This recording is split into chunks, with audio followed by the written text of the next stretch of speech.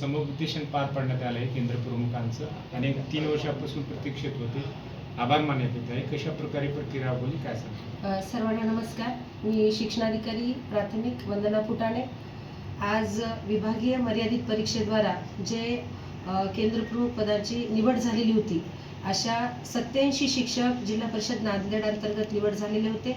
यांना साधारणपणे याच्या 2.5 पट मर्यादेत आम्ही शिक्षकांची जी काही निवड झालेली शिक्षक आहेत त्यांची कागदपत्राची पडताळणी केली आणि पात्र शिक्षकांची जे की केंद्रप्रमुख होऊ घातलेले होते त्यांची निवड यादी ढकवलेली होती.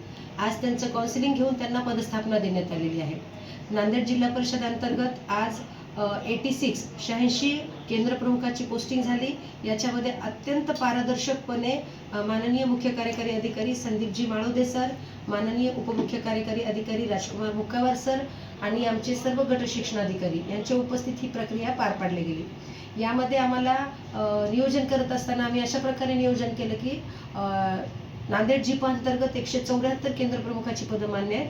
44 पदं कार्यरत होती, तर उर्वरित सर्व पदे भरत असताना समानीकरणाच्या नुसार 75% पदे आम्ही भरलेली आहेत, जेणेकरून संपूर्ण जिल्ह्यामध्ये समान केंद्रप्रमुखाची पदे रिक्त राहतील आणि गुणवत्तेसाठी न्याय देता येईल. कारण केंद्रप्रमुखाचं पद हे गुणवत्तेसाठी आहे. ज्यांच्या अंतर्गत 10 शाळांचा समूह असेल, त्या शाळांमध्ये गुणवत्तेचं काम पाहणे, त्यानंतर शाळांची तपासणी करणे, त्यानंतर शाळाचा निपुण असेल, काही ॲडमिनिस्ट्रेटिव्ह टप्पा असेल, ही कामं करण्यासाठी केंद्रप्रमुखाचं पद आहे. तर या पदाला जवळपास 2013च्या नंतर आज न्याय मिळालेला आहे आणि खऱ्या अर्थाने आता नांदेड जिपा अंतर्गत 130 केंद्रप्रमुख कार्यरत होतील. लवकरच आम्ही पदोन्नतीचं न येणारे जे केंद्रप्रमुख विस्तार अधिकारी आहेत ते पण आम्ही प्रोसिजर पार पाडणार आहोत, जेणेकरून नांदेड जिल्हा परिषदेच्या अंतर्गत संपूर्ण 100% केंद्रप्रमुख विस्तार अधिकारी कनिष्ठ आणि विस्तार अधिकारी वरिष्ठची पदे भरल्या जातील आणि नांदेड जिल्ह्याला गुणवत्तेसाठी एक चांगला न्याय देता येईल.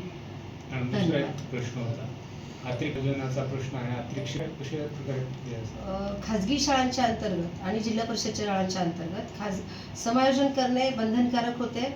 नांदेड जिल्हा परिषद खाजगी शाळांच्या मध्ये 134 शिक्षक अतिरिक्त होते.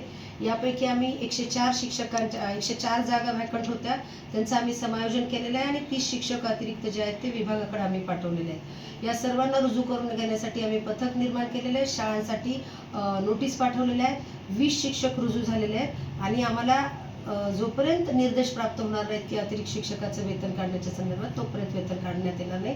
आम्ही डायरेक्टर माननीय संचालक प्राथमिक यांना मार्गदर्शन मागवलेलं आहे. मार्गदर्शन प्राप्त होताच पुढील कार्यवाही करणार. त्या लोकांना आव्हान काय? या शिक्षकांना मला असं आव्हान आहे करायचे की त्यांना आम्ही संस्था दिलेल्या आहेत, संस्थामध्ये जाऊन त्यांनी रुजू व्हावं.